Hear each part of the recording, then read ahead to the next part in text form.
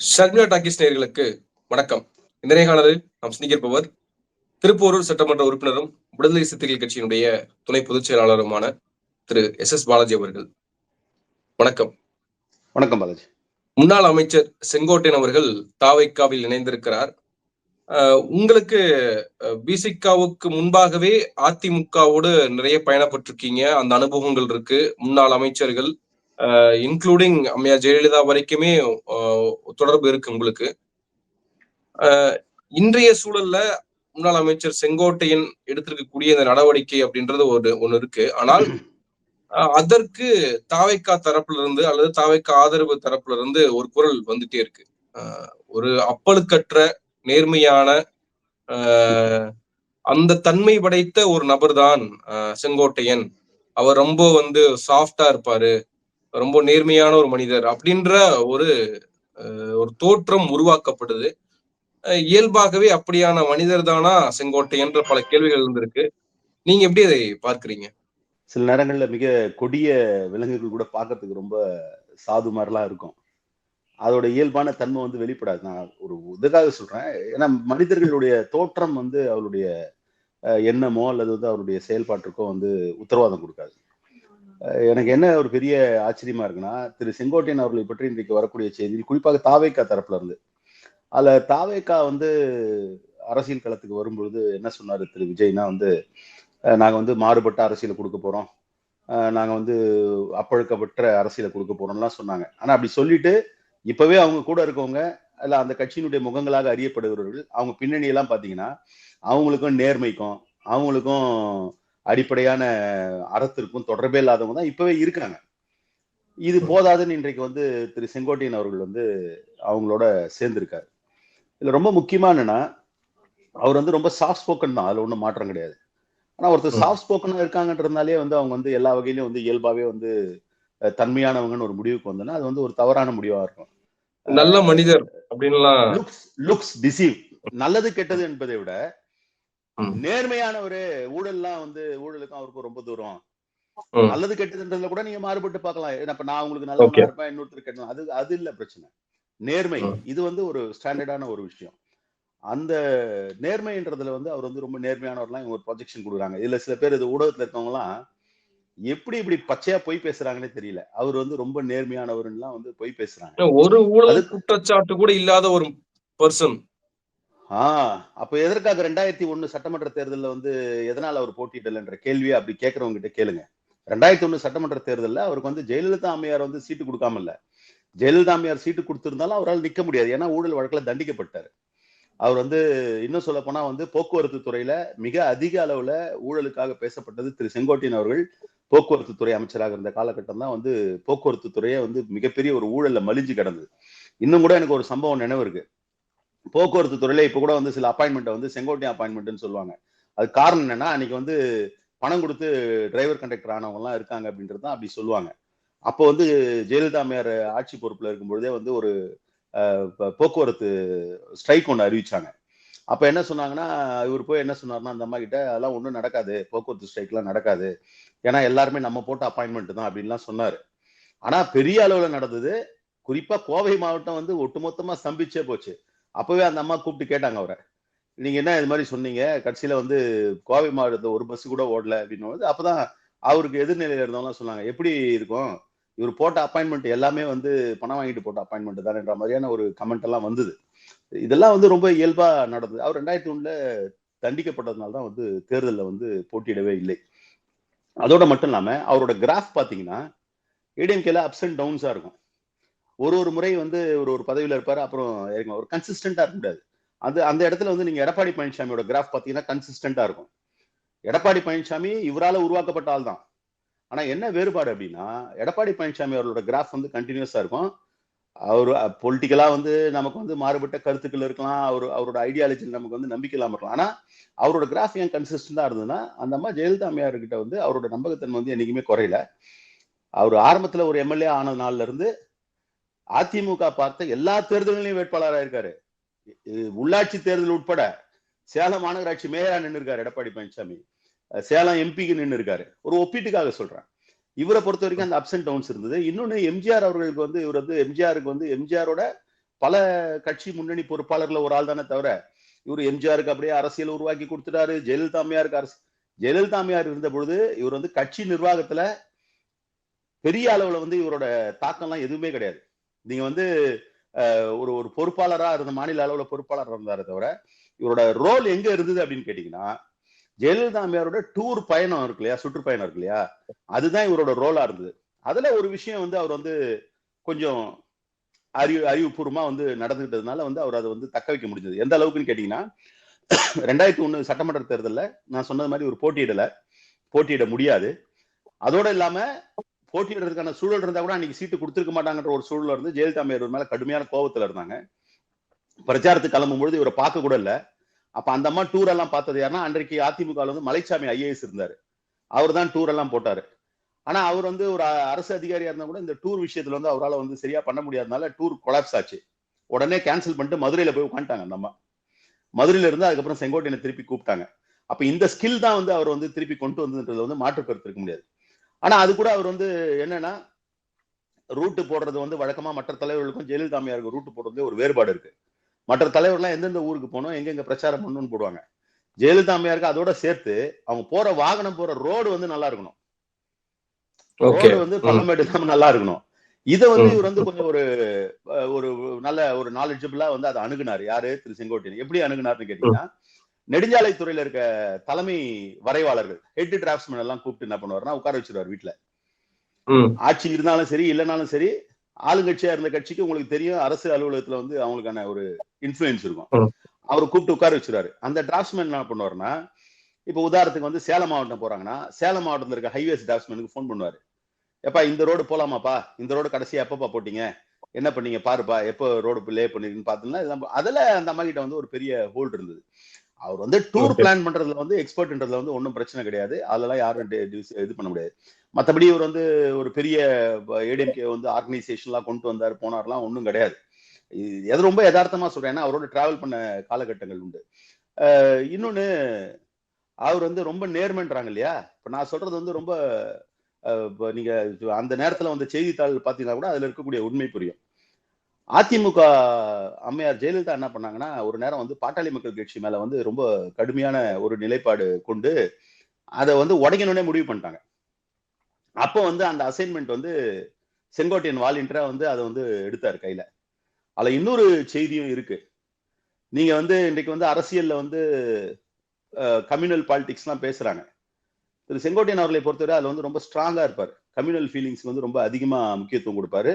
அவர் வந்து அவரால வந்து பெருசா வளர்க்கப்பட்டவங்க யாரும் இல்லைன்னா கூட, அவர் யாருக்கு அனுகூலமா நடந்துகிட்டாருன்னு கட்சியில பாத்தீங்கன்னா கம்யூனலா தான் நடந்துட்டு இருப்பாரு. அவர் தம்பிதுரையோட நெருக்கமா இருப்பாரு. திரு எடப்பாடி பழனிசாமி அவர்களே வந்து அவருக்கு நெருக்கமானது அந்த லைன்ல தான் வந்து நெருக்கமா இருந்தாரு. அந்த நேரத்துல வந்து பாட்டாளி மக்கள் கட்சி மேல வந்து இயல்பாவே அவருக்கு இருக்கக்கூடிய அந்த கம்யூனல் இதுல மாறுபட்ட நிலையில வந்து நான் வந்து அதை எடுத்துக்கிறேன்னு எடுத்தாரு. உங்களுக்கு நினைவு இருக்கும், தாராபுரம் சட்டமன்ற உறுப்பினர் சிவகாமின்னு ஒருத்தங்க பாட்டாளி மக்கள் கட்சி வந்து உடச்சி கூப்பிட்டு வந்தாங்க. அதுக்கப்புறம் நிறைய சட்டமன்ற உறுப்பினர்கள் இவங்க கிட்ட பேச்சுவார்த்தை எல்லாம் நடத்தினாங்க. இன்னும் வெளிப்படையாவே சொல்றேன், நானே வந்து அதுக்கு லைவ் சாட்சி, நான் இருந்திருக்கேன். நானு பேச்சுவார்த்தை நடத்தினாங்க. அந்த பேச்சுவார்த்தையில வந்து ஒன்னும் சரி வரல, டேர்ம்ஸ் சரி வரலன்னு இதுவாயிட்டாங்க. அப்ப இவர் மேல ஒரு குற்றச்சாட்டு அமைச்சர்கள் எல்லாம் வச்சாங்க. இந்த நேர்மைன்றீங்களா, அந்த நேர்மையாளர் மேல அமைச்சர்கள், அன்றைக்கு இருந்த அமைச்சர்கள் வச்ச குற்றச்சாட்டு. என்ன குற்றச்சாட்டு வச்சாங்கன்னா, ஜெயலலிதா அம்மையாரு ஆபரேஷன் பிஎம்கே அப்படின்றதுல வந்து உடைக்கிறதுக்கு உண்டான நடவடிக்கை எடுத்ததுக்கு அதுக்கு பணம் தேவைப்படுதுன்னு எல்லா அமைச்சர்கள்கிட்டயும் நிறைய பணம் வாங்கிட்டாரு இவரு.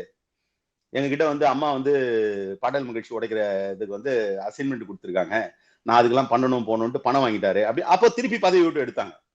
இது நான் சொல்ற இந்த செய்தி வந்து ஆன் ரெக்கார்டு என்ன இருக்குன்னு பாத்தீங்கன்னா, செங்கோட்டையன் வீட்டை முற்றுகையிட்டாங்க பாட்டாளி மக்கள் கட்சிக்காரங்க, ஏகே மூர்த்தி தலைமையில போய் முற்றுகையிட்டாங்க, பாட்டாளி மக்கள் கட்சி வந்து உடைக்கிறதுக்கான நடவடிக்கைகளை நீங்க தான் பண்றீங்கன்ட்டு முற்றுகையிட்டாங்க. செய்தி நான் சொல்றது வந்து சில பேர்லாம் இன்றைக்கு இந்த சமூக ஊடகங்கள்ல இந்த யூடியூப் எல்லாம் பேசுறாங்க பாருங்க, சோர்ஸ், அப்புறம் வந்து இவங்களே பக்கத்துல இருந்து அவங்க ரூம்ல பார்த்த மாதிரி எல்லாம் பேசுறாங்க பாருங்க. இப்ப நான் சொல்றதெல்லாம் பக்கத்துல இருந்து பார்த்தா மாதிரி இல்ல, பக்கத்துல இருந்து பார்த்ததை சொல்றேன். அந்த மாதிரி எல்லாம் கிடையாது. இது ஆன் ரெக்கார்டு இருக்கு. நீங்க ஏகமூர்த்தி தலைமையில பாட்டாளி மக்கள் கட்சிக்காரங்க போய் அடிக்கிறதுக்கு போனாங்க, முற்றுகையிட்டாங்க செங்கோட்டையன் வீட்டை. எதற்காகன்னா பாட்டாளி மக்கள் கட்சி வந்து சட்டமன்ற உறுப்பினர் இழுக்கிறதுக்கு முயற்சி பண்றாங்க. இப்படி எல்லாம் பண்ணவரு, அதாவது மினியேச்சர் அமித்ஷா மாதிரி எம்எல்ஏங்களை வந்து கையாளுறதுக்கான முயற்சி எடுத்த செங்கோட்டையன் அவர்களை வந்து இவங்க வந்து நேர்மையாளர் அப்படின்னு இவங்க சொல்றது வந்து ஏற்கனவே நான் சொன்னது மாதிரி அங்க இருக்கிறவங்க எல்லாம் ரொம்ப அப்படியே தூய்மையான அரசியல் கொடுப்பேன்னு ஒரு சில முகங்கள்லாம் இருக்கு பாருங்க. அதெல்லாம் வந்து பாக்குறதுக்கும் இதையும் பாக்குறதுக்கு வந்து இது போய் சேர்ந்ததுனால நமக்கு ஒண்ணும் இல்லைங்க. அதெல்லாம் இது சொல்லுவாங்கல்ல, ஒரே குட்டியில் ஒரே மட்டைகள்னு சொன்னது காலம், அது மாதிரி இவங்க எல்லாம் ஒன்னா சேரதுல ஒண்ணும் இல்லை. ஆனா இப்படியெல்லாம் ஒரு பில்டப் இவங்க கொடுத்தா கூட பரவாயில்ல, தாவாக்காரங்க கொடுத்தா கூட பரவாயில்ல. ரொம்ப நேர்மையான ஊடகவியலாளர்லாம் பேசிட்டு சில பேர்லாம் திரியிறாங்க. அவங்களாம் உண்மையிலேயே வந்து கொஞ்சமாவது மனசாட்சியோட நடந்துக்கணும் இருந்ததுன்னா, எப்படி அவர் வந்து நேர்மையாளர்னு சொல்றாங்க அப்படின்றது. நான் சொன்ன மாதிரி போக்குவரத்து துறை வந்து முழுக்க முழுக்க ஒரு பெரிய அவர் போக்குவரத்து துறை அமைச்சரானது திரு முத்துசாமி அவர்கள் போக்குவரத்து துறை அமைச்சரா எம்ஜிஆர் காலத்துல இருந்தாரு. அப்ப அவர் முத்துசாமி அவர்கள் காலத்துல வந்து மிகப்பெரிய மாற்றங்கள்லாம் போக்குவரத்து துறையில கொண்டு வரப்பட்டது. ஒரு ஒரு பிளரிஷான பீரியட் அது. அதனால இவர் வந்து ஜெயலலிதா அம்மையார்கிட்ட சண்டை போட்டு அந்த துறையை வாங்கினாரு. ஆனா சண்டை போட்டு அந்த துறையை வாங்கினது இவரும் அவருடைய உதவியாளர் எழில்னு ஒருத்தர் இருந்தார். எழில் செங்கோட்டையன் தான் வந்து அன்னைக்கு வந்து இப்ப இன்னைக்கும் நீங்க வந்து போக்குவரத்து துறையில இருக்கீங்களா ரிட்டையர் ஆன ஆபீசர்ஸையோ நீங்க போய் கேட்டீங்கன்னா அந்த பொற்காலத்தை பத்தி கதை கதையா சொல்லுவாங்க.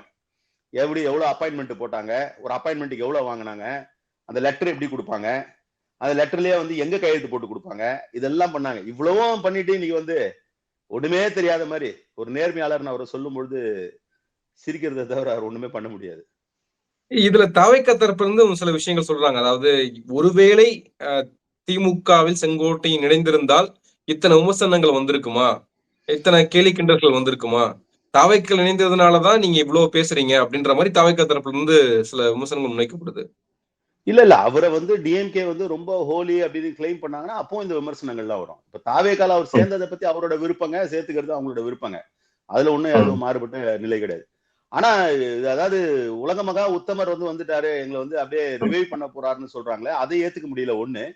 இன்னொன்னு அவர் ஏதோ ஏடிஎம்கேவே வந்து அவர் தான் வந்து கட்டி அமைச்சு ஏடிஎம்கேவே எம்ஜிஆர் ஜெயலலிதா அம்மையார் தாங்கி பிடிச்சவரே அவர் தானா. இன்னைக்கு வந்து அப்படி பாத்தீங்கன்னா வந்து இன்னைக்கு திமுக இருக்கிற சேர் பாபு அவர்கள்லாம் வந்து மிகப்பெரிய அளவுல வந்து அந்த கட்சி வந்து ஒரு நிலைக்கு வர்றதுக்கான ஒரு முயற்சி எடுத்திருக்காரு. இன்னும் கூட சொல்ல போனா முத்துசாமி அவர்கள், உங்களுக்கு ஒரு செய்தி சொல்றேன். முத்துசாமி அவர்கள் வந்து ஜார்ஜியன் பிரிஞ்சிருந்தப்ப ஜானகனியில இருந்ததுனால திருப்பி கட்சி சேர்ந்த உடனே ஏற்கனவே முத்துசாமி அப்பர் ஹேண்ட்ல இருந்தாரு. கட்சி பிரிஞ்சு சேர்ந்த உடனே செங்கோட்டையன் அப்பர் ஹேண்ட் எடுத்த உடனே செங்கோட்டையன் போட்டு அவரை போட்டா எந்த அளவுக்கு டார்ச்சர் பண்ண முடியுமோ அந்த அளவுக்கு டார்ச்சர் பண்றாரு. கட்சி ரீதியா அரசியல் ரீதியா அவர் அதுல வந்து எந்த அளவுல எழுந்து வர முடியாம இருக்காரு. அவருக்கு எப்படி ஒரு லைஃப் கிடைக்குது அப்படின்னா, ஜெயலலிதா அம்மையார் எந்த தொகுதியில போட்டியிடலான்னு போது நான் சொல்றது 1991 எலெக்ஷன்ல எந்த தொகுதியில போட்டியிடுறதுன்னு போது ஜெயலலிதா வந்து அப்பதான் வந்து எமர்ஜி ஆகுறாங்க, சிஎம் ஆகாத நேரம். காங்கேயம் தொகுதியை சூஸ் பண்ணி கொடுக்குறாரு செங்கோட்டையன். ஏன்னா காங்கேயம் தொகுதியை சூஸ் பண்ணி கொடுக்குறாங்கன்னா, கலைஞர் 89 சட்டமன்ற தேர்தலில் வெற்றி பெற்ற பொழுது அதிமுக வந்து எல்லா தொகுதியிலும் அன்றைக்கு பெரியார் மாவட்டம் சொல்லப்பட்டது, ஈரோடு கிடையாது, ஈரோடு பெரியார் மாவட்டம் இருந்தது. 11 தொகுதியிலும் அதிமுக வெற்றி பெற்றது. அதிமுக ஜெயலலிதா அணி சேவல் வெற்றி பெற்றது. அப்ப அவ்வளவு ஸ்ட்ராங் அதாங்க. இப்ப கூட இன்னைக்கு வந்து அவர் கோபிச்செட்டிப்பாளையத்தை அவர் நின்னா ஜெயிச்சோம்னா அவர் நின்னா இல்லைங்க, யார் நின்னாலும் அந்த கட்சியில ஜெயிக்கக்கூடிய நிலைமையில் தான் அந்த கட்சி இருந்தது. செங்கோட்டையனுக்குன்னு இல்ல, அது அதிமுகவுக்கு. அதிமுக கடந்து சேவல் சின்னம் 11 தொகுதியில வெற்றி பெற்றது. காங்கேயத்துல ஜெயிச்சாங்க, இதுல கோபிச்செட்டிப்பாளையத்துல ஜெயிச்சாங்க, எல்லா இடத்தையும் ஜெயிச்சாங்க. அப்ப என்ன பண்றாருன்னா இவர் வந்து காங்கேயத்தை வந்து சூஸ் பண்ணி கொடுக்குறாரு அம்மையாருக்கு, ஜெயலலிதா அம்மையாருக்கு. ஆனா என்ன ஆகுதுன்னா அந்த எலெக்ஷன்ல வந்து டிஎம்கேல ராஜ்குமார் மன்றாடியார்னு ஒருத்தர் வேட்பாளரா போடுறாங்க. அவருக்கு வந்து இயல்பாவே அங்க குடும்ப செல்வாக்கு அதிகமா இருக்கு. ராஜ்குமார் மன்றாடியார் நிக்கிறதுனால உங்களுக்கு வாய்ப்பு ரொம்ப கம்மியாயிடும் எல்லாருமே ஜெயலலிதாக்கு வேண்டப்பட்டவங்க எல்லாம் போய் சொல்றாங்க. சொன்ன உடனே அந்த அம்மா டென்ஷன் ஆயிடுறாங்க. டென்ஷன் ஆகி செங்கோட்டையனை கூப்பிட்டு சத்தம் போடுறாங்க, என்ன நீ இது மாதிரி ஒரு தொகுதி வந்து தேர்ந்தெடுத்து கொடுத்துருக்க. உடனே அவங்களுக்கு என்ன ஸ்ட்ரைக் ஆகுதுன்னா, செங்கோட்டையன் மேல கோவமா இருந்தா ஜெயலலிதாவோட ஒரு இயல்பான ஒரு ஹேபிட் எப்படின்னா, ஒருத்தர் மேல வந்து ரொம்ப கோவமா இருந்தாங்கன்னா அவருக்கு நேர் எதிரான ஆள் யாரோ அவங்க கிட்ட வந்து இன்சார்ஜ் கொடுப்பாங்க. தொகுதியை தேர்ந்தெடுக்கிறது வந்து முத்துசாமி கூப்பிட்டு கொடுக்குறாங்க. இப்ப நான் சொல்றது எல்லாம் மறுபடியும் சொல்றேன், நான் வந்து அவங்க ரூம்ல இருந்து பார்த்தேன், இங்க இருந்து பார்த்ததால இது நான் சொல்றதெல்லாம் ஆன் ரெக்கார்டே பேப்பரே இருக்கும், அதுக்கான சான்றுகளையும் நான் சொல்றேன். அப்ப என்ன பண்றாங்க, முத்துசாமி உடனே செலக்ட் பண்ணி கொடுக்குற தொகுதி தான் பர்கூர். பர்கூர் தொகுதி ஏன் செலக்ட் பண்ணி கொடுக்குறாரு முத்துசாமினா, அதுக்கு வந்து அவர் வந்து அந்த அம்மா கிட்ட வந்து சொல்றாரு, அதிமுகவினுடைய மிகப்பெரிய சரிவே வந்து 1980 பார்லிமெண்ட் எலெக்ஷன். அந்த பார்லிமெண்ட் எலெக்ஷன்லயே வந்து பர்கூர்ல வந்து ஏடிஎம்கே கூடுதலா ஓட்டு வாங்குது. இல்ல ஒரு பெரிய வேடிக்கை என்னன்னா, அப்படிப்பட்ட பர்கூர்ல தான் ஜெயலலிதா 96ல எளிய வேட்பாளர் கிட்ட அன்னைக்கு வந்து சுகவனம் வந்து அன்னைக்கு அறியப்படாத ஒருத்தர்கிட்ட வந்து தோத்து போனாங்க. ஏடிஎம்கேட ஸ்ட்ராங் ஃபோர்ட் அது. தேர்தல் இது வந்து ஒரு தகவலா வச்சுங்க. அப்ப என்ன பண்றாரு, முத்துசாமி தான் பர்கூரை செலக்ட் பண்ணி கொடுக்குறாரு. முத்துசாமி பர்கூரை செலக்ட் பண்ணி கொடுத்த உடனே தான், அது வரைக்கும் செங்கோட்டையன் மட்டும் தான் துணை பொதுச் செயலாளர் அதிமுகல. அவர் முத்துசாமி அண்ணனையும் அப்பதான் துணை பொதுச் செயலாளரா அறிவிக்கிறாங்க. அந்த பர்கூரை செலக்ட் பண்ணி கொடுத்ததுனால அதே மாதிரி பர்கூர்ல மிகப்பெரிய வாக்கு எண்ணிக்கையில வெற்றி பெறாங்க. செங்கோட்டையன் செலக்ட் பண்ணி கொடுத்த காங்கேயத்தை ரிசைன் பண்றாங்க. அண்ணன் முத்துசாமி செலக்ட் பண்ணி கொடுத்த பர்கூர்ல தான் அவங்க சட்டமன்ற உறுப்பினரா இருந்தாங்க. இதெல்லாம் வந்து எதுக்காக சொல்றேன்னா, இவர் வந்து ஒரு ஒரு பிம்பம் கட்டி அமைக்கிறாங்கல்ல. இன்னைக்கு அப்படியே வந்து இதுன்னு அது கிடையாது. He just like any other ADMK லீடர்ன்றது தானே தவிர, இவங்க சொல்ற அந்த ஹைப் எல்லாம் வந்து ரொம்ப ஓவரா இது வந்து கொடுத்துக்கிறாங்க. அப்படிதான் நம்ம பார்க்க வேண்டியதா இருக்கு. அந்த நேர்மையாளர் டேகும் வந்து அவருக்கு பொருந்தாது. இப்ப நீங்க சொல்றது போல அதிமுகவினுடைய எல்லா வரலாறுகளையும் உங்களுக்கு முன்னாடியே தெரியும். அப்படி பார்க்கிறப்போ இன்னைக்கு தாவேக்கா எடுக்கிற நிலைப்பாடுகள் இல்ல அவங்க செய்யற சில விஷயங்கள், குறிப்பாக வந்து ஜெயலலிதா அவர்கள் சமாதிக்கு போறது, எம்ஜிஆர் சமாதிக்கு போறது, செங்கோட்டையன் போறது ஓகே. ஆனால் செங்கோட்டையனோடு ஆதவ் அர்ஜுனா, நிர்மல்குமார், புசி ஆனந்த் போன்ற நபர்கள் அங்க போய் வணக்கம் செலுத்துறது இருக்கு இல்லையா? அப்போ போட்டி அதிமுக மாதிரி ஒரு தாவேக்கா ஒரு இன்னொரு அதிமுக போல செயல்பட தொடங்கியிருக்கா? இல்ல அதிமுகவை முற்று முழுதாக வந்து அப்புறப்படுத்தி அந்த இடத்தை ஆக்கிரமிப்பு செய்யணும் அப்படின்னு நினைக்கிறாங்க. நீங்க எப்படி அதை பாக்குறீங்க? இது வந்து அவங்களோட அட்டெம்ப்ட். நீங்க சொல்றது 100% உண்மை. அவங்களோட அட்டெம்ப்ட், அதாவது அவங்க அட்டெம்ப்ட்ன்றது நாட் ஜஸ்ட் தாவேக்கா இல்ல வந்து திரு செங்கோட்டையன் அவர்கள் மட்டும் இல்ல. இதுக்கு எல்லாத்துக்கும் முழு பின்னணியில் இருக்கக்கூடிய பிஜேபியோட அட்டெம்ப்டே அதுதான். அதனாலதான் எங்க தலைவர் எழுச்சி தமிழர் வந்து தொடர்ந்து சொல்லிட்டு இருக்காரு. நீங்க பாருங்க 2-3 வருஷமா சொல்லிட்டு இருக்காரு. அதிமுக இங்க இருக்கணும், அதிமுக இருப்பு இங்க இருக்கணும், திமுக அதிமுக பைப்போலா இருந்தாதான் தமிழ்நாட்டுக்கு நல்லதுன்னு ஏன் சொல்லிட்டு இருக்காருன்னா, அத வந்து இருக்கக்கூடாதுன்ற முடிவுக்கு பிஜேபி வந்திருக்காங்க. இல்ல இருக்கக்கூடாதுன்ற முடிவுக்கு பிஜேபி வருவாங்கன்றதை அறிஞ்சுதான் இவர் சொல்லியிருக்காரு. ஏன் இருக்கக்கூடாது, அதிமுக ஏன் இருக்கக்கூடாதுன்னா, அதிமுக தலைவர்கள் வேணா வந்து வழி தவறி இருக்கலாம், இல்ல வந்து கொள்கை தடந்து போயிருக்கலாம், எது வேணா பண்ணலாம். ஆனா அந்த அதிமுக இருக்காங்கல்ல, கேடர்ஸ் இருக்காங்கல்ல. இப்ப தலைவர்கள்னு அறியப்படுறவங்க ஒரு 100-200 பேர் இருப்பாங்கல்ல, ஒரு 500 பேர் இருப்பாங்க வச்சுக்கோங்க. கீழே இருக்காங்கல்ல லட்சக்கணக்கான பேர் அதிமுக காரன். திமுக எதிர்ப்புன்னு ஒண்ணு வளர்த்திருக்காங்க. ஆனா அதே தொண்டர்கள் மத்தியில வந்து அண்ணா அப்படின்னு ஒரு தலைமையை பற்றி ஒரு வேரூன்றப்பட்ட ஒரு பார்வை இருக்குல்ல, பெரியாரை பத்தி ஒரு பார்வை இருக்குல்ல, அப்ப இந்த திராவிடியன் சிந்தனையை பத்தி ஒரு பார்வை இருக்குல்ல அந்த தொண்டர்கள் மத்தியில. அப்ப ஏடிஎம்கே சர்வைவ் ஆகுற வரைக்கும் புற சூழல்ல வந்து அதிமுக தலைவர்கள் திமுக மீது அவங்களுக்கு இருக்கக்கூடிய எதிர்ப்பை வந்து பதிவு பண்ணுவாங்க. திமுக அதிமுக எதிர்ப்புன்னு இருக்கும். ஆனா கிரவுண்ட்ல வந்து பாத்தீங்கன்னா ஏடிஎம்கே கேடர்ஸும் டிஎம்கே கேடர்ஸும் 2 பேருமே இந்த திராவிடியன் சிந்தனையில ஆட்பட்டு இருப்பாங்க. 2 பேருக்குமே அண்ணா மீதான பற்று இருக்கும், 2 பேருக்குமே பெரியார் மீதான மதிப்பு இருக்கும், 2 பேருக்குமே வந்து சமூக நீதின்ற ஒரு அந்த ஆஸ்பெக்ட் இருக்கும். அப்ப இது இருக்கக்கூடாதுன்றதுதான் பிஜேபியோட ஸ்ட்ராட்டஜி. அதே மாதிரி இவங்களுக்கு ஆல்டர்னேட்டா வரவங்கள தங்களுடைய கைப்பாவையா வச்சுக்கணும். ஷிண்டே மாதிரி ஒரு ஆளா இருக்கணும், நிதிஷ் மாதிரி ஒரு ஆளா இருக்கணும், இல்ல சந்திரபாபு நாயுடு மாதிரி இருக்கணும். தங்களுடைய கைக்கு அடக்கமா சந்திரபாபு நாயுடுன்றோட அங்க ஒரு நடிகர் இருக்காரு, அவர் பேர் என்ன, பவன் கல்யாண் மாதிரி இருக்கணும். அந்த மாதிரியான ஒரு ஆள் இருந்தா நம்ம வந்து கண்ட்ரோல் பண்ணலாம்னு நினைக்கிறாங்க. அந்த மாதிரி ஒரு ஆளா விஜய் வந்து அவங்க பாக்குறாங்க. அப்ப ஏடிஎம்கே ஓட்ஸ் வந்து எப்படி ஷிஃப்ட் பண்றது, விஜய்க்கு ஷிஃப்ட் பண்றதுக்கு ஒரு பிளான் வேணும். அந்த பிளான் என்ன பிளான் அப்படின்னா, ஏடிஎம்கே ஓட்டர்ஸ் வந்து கோர் ஏடிஎம்கே ஓட்டர்ஸ் வந்து திமுக ஓட்டு போட மாட்டாங்க, இது ரொம்ப இயல்பு. கோர் டிஎம்கே ஓட்டர்ஸ் ஒருபொழுதும் ஏடிஎம்கே ஓட்டு போட மாட்டாங்க, இது ரொம்ப இயல்பு, ரொம்ப ரொம்ப இயல்பு. அப்போ அவங்களை ஷிஃப்ட் பண்ணும். அதே நேரத்துல அந்த கோர் ஏடிஎம்கே ஓட்டர்ஸ் மத்தியில அவங்க மனசுல என்ன விதைக்கப்பட்டிருக்கு அப்படின்னா, திமுக எதிர்ப்பு என்பது விதைக்கப்பட்டிருக்கு. அப்ப அவங்களோட மைண்ட் செட் என்னவா இருக்கும்னா, திமுக எதிர்ப்புன்றது அடிப்படையில இருக்கும். அப்ப ஏடிஎம்கே வந்து இன்னைக்கு வந்து வீக்கெண்ட் ஆயிடுச்சுன்னு ஒரு தோற்றத்தை ஏற்படுத்துறாங்க பிஜேபி. எடப்பாடி பழனிசாமி அவர்கள் கூடவே இருந்துட்டு எடப்பாடி சாமி வீக்கா இருக்கிறாருன்றதை வந்து ப்ரொஜெக்ட் பண்ணிட்டே இருக்காங்க. அவங்க கட்சியில இருக்கவங்களே பேசுறாங்க. அப்போ அவங்க எல்லாம் சேர்த்துக்கங்க, அவங்க எல்லாம் சேர்த்துக்கங்கன்னு எடப்பாடி பழனிசாமி அவங்க சொல்றது வந்து எடப்பாடி பழனிசாமி நல்லா இருக்கணும்ன்றதுக்காக இல்ல, எடப்பாடி பழனிசாமி நல்லா இல்ல அப்படின்றத வந்து வெளிப்படுத்துறாங்க, அவரோட வீக்னஸ் வெளிப்படுத்துறாங்க. அந்த அவுட் சைட் பாத்தீங்கன்னா என்ன தெரியும், பரவாயில்லப்பா அவர் வந்து வலிமையை ஊட்டுறதுக்கு, ஒருத்தரை வலிமையை ஊட்டணும்னா என்ன அர்த்தம், அவர் வீக்கா இருக்காருன்னு அர்த்தம். அப்ப அவர் வீக்கா இருக்காருன்னு ப்ரூவ் பண்ண என்ன ஆகுதுன்னா, கேடர்ஸ் மத்தியில என்ன ஆகுதுன்னா, கட்சி ஏற்கனவே வீக் ஆயிடுச்சு எடப்பாடி பழனிசாமி தலைமையில, அவங்களுக்கு இருக்கக்கூடிய அந்த திமுக எதிர்ப்பை எப்படி பதிவு பண்ணுவாங்க, அவங்க நம்ம போட்டாலும் வந்து நம்ம வரப்போறது இல்லை நம்ம கட்சின்னு. அப்போ அந்த எதிர்ப்பை வந்து அப்படியே கொண்டு போய் விஜய் கிட்ட கொண்டு போய் சேர்ப்போம் அப்படின்னு அவங்க முயற்சி. இது நடக்கும்ன்றது இல்ல, அவங்க ஒரு முயற்சி பண்றாங்க. அந்த முயற்சியில இப்ப என்னென்னலாம் தடை இருக்குன்னா, ஒரு பக்கம் ஏடிஎம்கேவோட ஸ்ட்ராங் ஓட்டர்ஸ்ன்றவங்க வந்து கட்சிக்காரங்க ஒரு பக்கம்னா, பெண்கள் வந்து ஒரு ஸ்ட்ராங் ஓட்டர்ஸா இருந்தாங்க. கட்சிக்காரங்க இந்த மாதிரியான கருத்தியல்ல வந்து இன்ஃபுளுன்ஸ் ஆயிருப்பாங்க. ஆனா பெண்கள் வந்து எப்படி இன்ஃபுளுன்ஸ் ஆனாங்கன்னா, எம்ஜிஆர் காலத்துல ப்ரோ டிஎம்கே ஏடிஎம்கே இருந்தாங்க, ஜெயலலிதா காலத்துல அந்த அம்மா பெண்மணின்றதுனால இருந்தாங்க, இப்ப அந்த அம்மா இல்ல. அப்ப அந்த பெண்கள் வந்து இன்னைக்கு வந்து திமுக பக்கம் நகர்ந்துட்டாங்க. அதுல ஒன்றும் பெரிய ப்ராப்ளம் கிடையாது. ஆனா இந்த மாதிரியான ஓட்டர்ஸ் வந்து அவங்க பக்கம் கொண்டு போய் சேர்க்கலான்றது ஒரு பாயிண்ட். இன்னொரு பாயிண்ட் அவங்க என்ன நினைக்கிறாங்கன்னா, இப்போ வந்து ஏடிஎம்கே வந்து கம்யூனலா வந்து பாக்குறாங்க. அது சரியோ தப்போ அதுல எனக்கு ஏற்பு இருக்குதோ இல்லையோ, ஆனா வந்து பாலிடிக்ஸ் வந்து கம்யூனலைஸ் பண்ணி பார்க்கும்பொழுது அதிமுகலயே வந்து மிக பெரும்பான்மையாக இருக்கக்கூடிய கொங்கு மக்களை ஒரு புறமும், இன்னொரு புறம் வந்து மிக பெரும்பான்மையாக இருக்கக்கூடிய தென் மாவட்டங்கள் இருக்கக்கூடிய முக்குளத்தோர்னு 2 ஃபேக்ஷனை பாக்குறாங்க. இப்போ ஒரு ஃபேக்ஷனை வந்து ஓபிஎஸும் இது இபிஎஸ் அவர்கள் வந்து கொங்கும் வந்து ஓபிஎஸ் வந்து அவருக்கு ஸ்ட்ராங்னு பல நாளா பேசிட்டு இருக்காங்க. அப்ப அந்த 2 கம்யூனல் ஃபேக்ஷனை பார்க்கும்போது இப்ப இபிஎஸோட ஸ்ட்ராங் ஃபேக்ஷனா இருக்கக்கூடிய கொங்குல வந்து இப்ப செங்கோட்டை நாங்க கொண்டு போய் விட்டுருக்காங்க. ஆனா மார்க் மை வேர்ட்ஸ், நீங்க வந்து ஒருவேளை அப்படி கம்யூனலா ஒரு அஃபினிட்டி வந்து இருக்கணும் அப்படின்னா அந்த சமூகத்துல கண்டிப்பா அது வந்து ஸ்கோர் பண்றவர் இபிஎஸ் தான் இருப்பாரு. அதுல செங்கோட்டையன், ஏன்னா அவரோட இயல்புக்காக சொல்றேன். இதை வந்து கம்யூனிட்டில வந்து கம்யூனல் அட்டாச்மெண்ட் விட இயல்புக்காக சொல்றேன். இபிஎஸ் அவர்களையும் செங்கோட்டையன் அவர்களையும் கம்பேர் பண்ணும்போது இபிஎஸ் அவர்கள் நிறைய பேருக்கு வந்து பல்வேறு வகையில வந்து உதவி இருக்காரு. நம்ம தகவல்லாம் நம்ம பார்க்க முடியுது.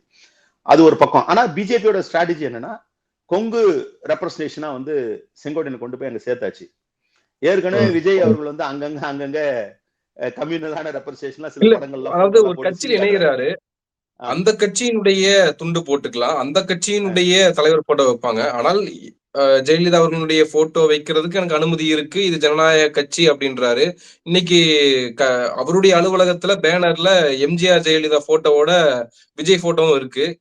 என்ன மாதிரியான ஒரு அணுகுமுறை இது? இது எப்படி வந்து ஒரு ஒரு அரசியல் கட்சிக்குள்ள ஃபார்மேட்குள்ள இல்ல இன்னொரு அதிமுகவை நடத்த ஆரம்பிச்சிட்டாங்களான்ற ஒரு கேள்வி வருது இல்ல? அதாவதுங்க, கட்சி நடத்தினா நீங்க வந்து தலைவர்களை வந்து பார்க்கலாம். கம்பெனி நடத்தினா அதெல்லாம் தேவையில்லைங்க.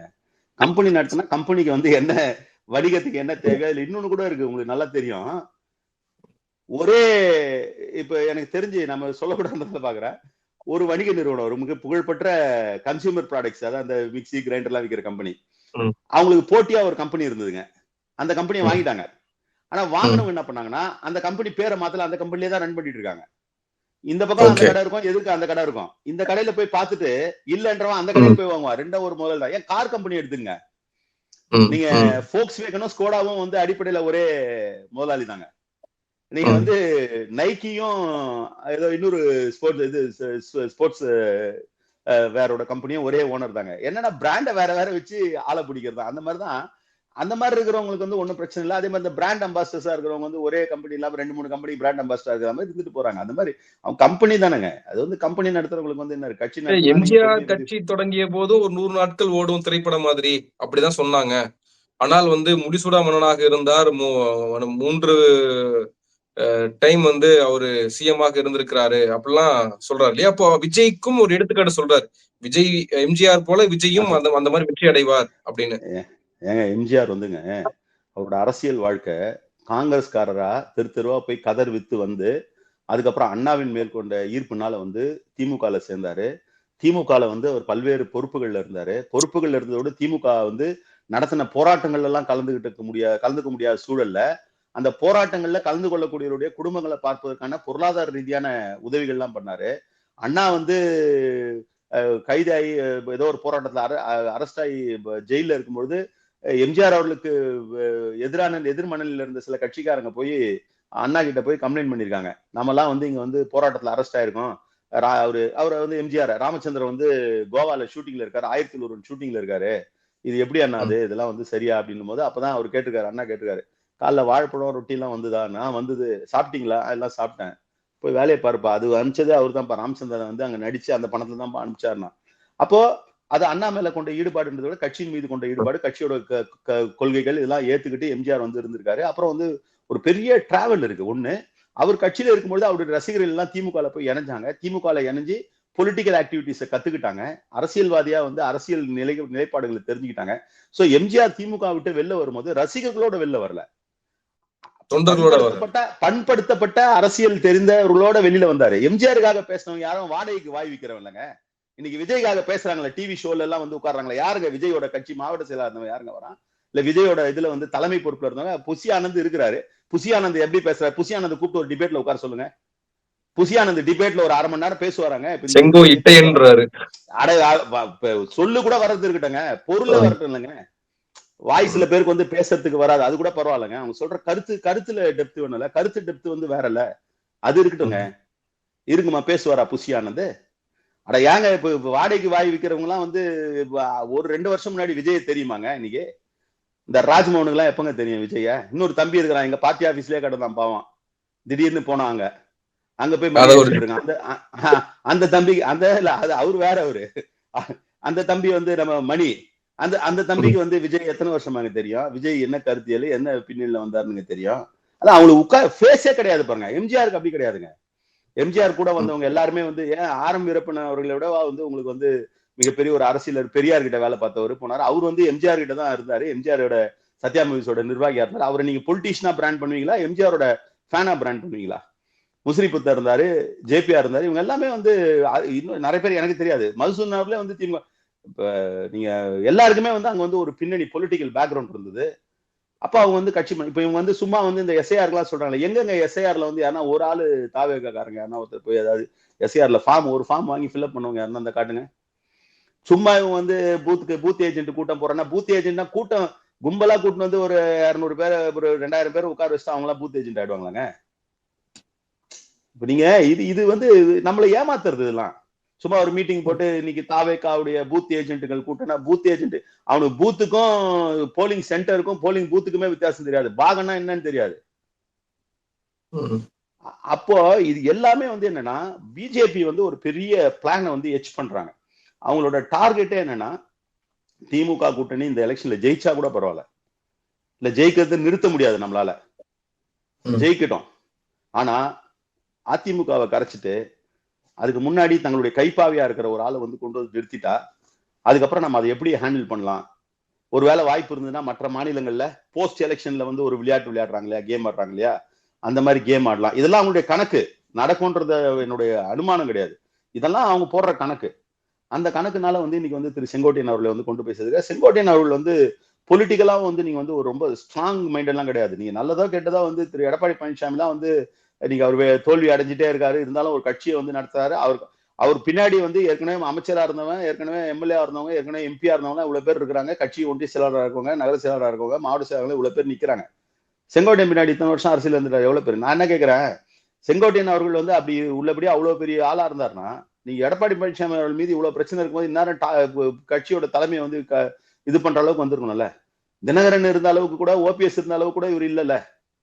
அட ஏங்க நீங்க அவருக்கு கேசி பழனிசாமி அவர்கள் பேசக்கூடிய அளவு கூட பேச மாட்டாரு, பெங்களூர் புகழேந்த அளவு கூட இல்லையா அவரு? அவருக்கு இருந்த அடையாளம் என்னன்னா, ஜெயலலிதா அம்மையாருக்கு ரூட் போறாரு. ஜெயலலிதா அம்மையார் போறதுக்கு முன்னாடி ஒரு கார் 93 கார் போவோம், டிடிஎக்ஸ் 93 கார் போவோம். இதுதான் அவருக்கு மரியாதை. என்னன்னா இந்த நம்ம ஒரு இதுல சொல்லுவாங்க, திருவிழால கும்பத்தை தூக்கின்னு போற மாடு வந்து எல்லாரும் வணக்கம் வச்சாங்கன்னா, மாடு வந்து நமக்கு வணக்கம் வைக்கிறான்னு தலையாடிச்சுன்னா கும்பம் விழுந்துன்னா மாட்டு மேல 2 அடி அடிப்பாங்களா? அது மாதிரி அந்த கும்பம் ஜெயலலிதான்ற கும்பத்தை வச்சுன்னு ஓட்டி நின்றார் கதைய. இவங்க என்ன நினைச்சுக்கிறாங்க, மரியாதை அந்த மாட்டுக்கு தான் விஷ் பண்ணாங்க எல்லாரும் நினைச்சிட்டு இருக்காங்க. தூக்கிட்டு போன கும்பத்துக்கு விஷ் பண்ணாங்க, அவ்வளவுதான். அது தெரியாம இவங்க தூக்கி வச்சுட்டு இது பண்றாங்க. இதெல்லாம் அப்படியே பாசிங் கிளவுட்ஸ் தான். நீங்க அவரு வந்து இப்ப நமக்கு என்னன்னா, நான் மறுபடியும் அதான், அவர் வந்து இவங்க ப்ரொஜெக்ட் பண்ற அளவுக்கு எல்லாம் வந்து அப்படி ஒண்ணு ஒரு வந்து பெரிய நேர்மையாளர் அப்படின்லாம் வந்து அதோட மிகப்பெரிய ஜோக் எதுவும் இருக்க முடியாது. நன்றி நன்றி, நிறைய விஷயங்களை பகிர்ந்திருக்கீங்க. உங்க நேரத்துக்கு மிக்க நன்றி. நன்றி பாலாஜி, நன்றி.